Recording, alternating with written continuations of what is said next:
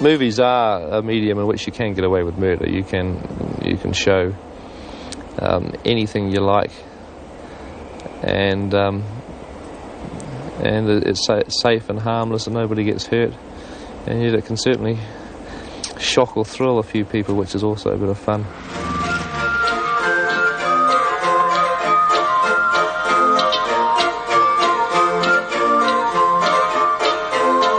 Audiences worldwide are being shocked and delighted by the good, bad taste of this backyard New Zealand feature film, brainchild of the gentle 25-year-old Peter Jackson. I'm definitely not a violent person myself. I'd never want to experience half the stuff that goes on in bad taste. As writer, director and camera operator, Peter Jackson was not only short of funds, but of actors as well. So he starred himself in 2 roles.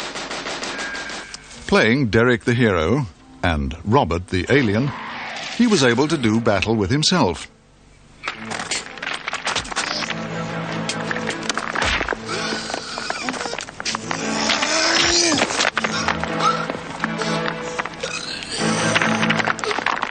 He both won and lost. But a film of this magnitude required a dedicated team, unpaid crew and actors to slave weekends and after work for 4 years. Peter enlisted the help of workmates and old school friends.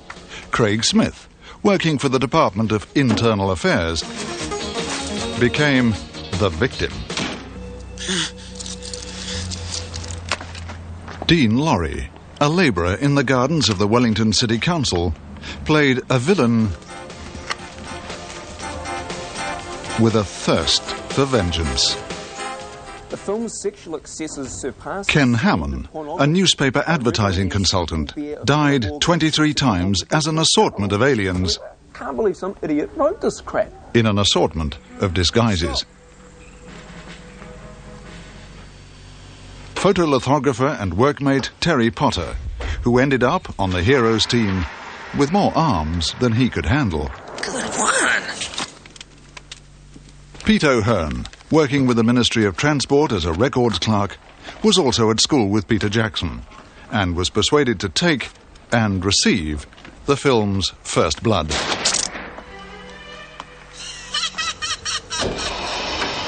And Mike Minette, another photolithographer from Peter's days when they all worked together on the same daily paper, completed the team of dedicated friends and, amongst the heroes, became leader of the pack.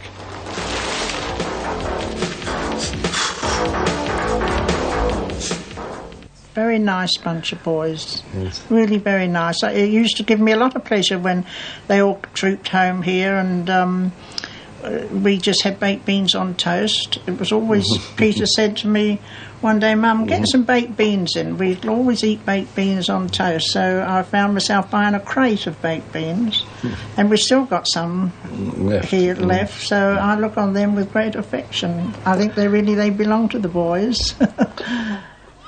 Peter Jackson was born and raised on the coast just north of Wellington, where he attended the local primary school. An only child, he was fascinated by the purchase of a home movie camera and quickly overcame any shyness in front of the lens or behind it. Well, he took control of our camera as soon as we got it, our first little movie camera, and he could make better use of it than what we could at his young age. We're an 8mm and... He used to turn, we would only film people walking towards us or something like that, but Peter used to have other ideas, and he would have them swinging round and doing all sorts of things. They'd just got it for Christmas. Somebody gave them a camera, and I immediately grabbed it and managed to get a roll of film from somewhere. I was about 8 years old, and I got a bunch of my mates, and we dug a big hole in the end of the garden and got a lot of World War II uniforms and ran around acting out something like out of a war comic full of action and high drama. His first special effect, sticking pinholes in the celluloid for gunshots. Special effects and action are at the heart of his filmmaking, and were as much a part of this second World War II epic as they are of bad taste. And for Peter Jackson, it's always been a matter of doing it himself. This was the very first monster that I ever made. This little character here, he's like sort of a crazy hunchback rat. And I can't remember exactly when it was.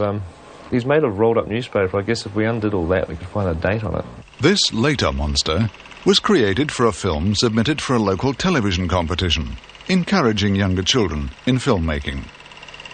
But at that stage, he won no prizes. The Valley is an attempt by me to really duplicate the Sinbad type of movies, because they were done by an animator called Ray Harryhausen, who used to have these amazing monsters, and I really used to love that stuff when I was a kid. I should say special effects. That was his forte. Stop motion animation, as you've seen on some of the earlier shots, he believed a lot in that. Yes, he was very clever doing anything like that, and had oodles of patience. That he would spend hours and hours just making a model and then doing stop motion animation. I think the horror part of it came in because he saw that as the market that he could get into. Then along came James Bond, a new style for Peter to try as director and actor, impersonating his on-screen hero Sean Connery, but already displaying his own innate sense of humour.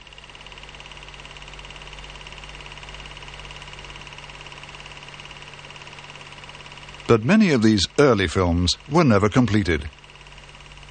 Yeah, losing interest was a major problem earlier on, because I had so many different ideas that I'd sort of start shooting something and I wouldn't be particularly pleased with the results. I'd realise that I didn't have the money that I needed or the expertise, and it was really, I was thinking of ideas that were Hollywood big budget films, and I had a little Super 8 camera that couldn't shoot sound, and I was trying to do animation when I didn't have a single frame control. I just have to press the trigger for a short burst and get 2 or 3 frames that was jerky, and I'd be quite disappointed with the results and sort of forget about that particular little movie and move on to something else.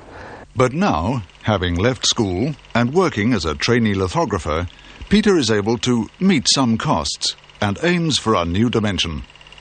I had this idea of shooting a CinemaScope film because I love the shape of the CinemaScope screen, so I sent over to England and got a little lens that you can put on the front of your camera and your projector, and you can make movies in full CinemaScope. So we worked for about a year on this vampire movie, which never got finished again, although, you know, over an hour of it was shot. And even seeing it now on the screen is quite amazing with the this huge letterbox shaped CinemaScope screen. It's quite an effective little film. In 1983, Peter buys a second-hand camera capable of professional results. The old 8mm is returned to Mum and Dad, and work is begun at once on a 10-minute film which 4 years later will become the feature Bad Taste. 90% of Bad Taste was shot on a Bolex.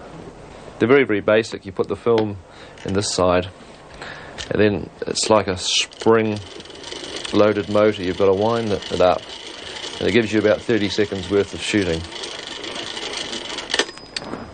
They're nice and light, and you can do a lot of camera moves with them. I mean, you know, and it looks fine on the screen too. He had the camera and his friends to assist him, but camera gear had to be made by hand. Tracks, a dolly, and although requiring some effort in getting to locations, particularly cliff tops, a camera crane.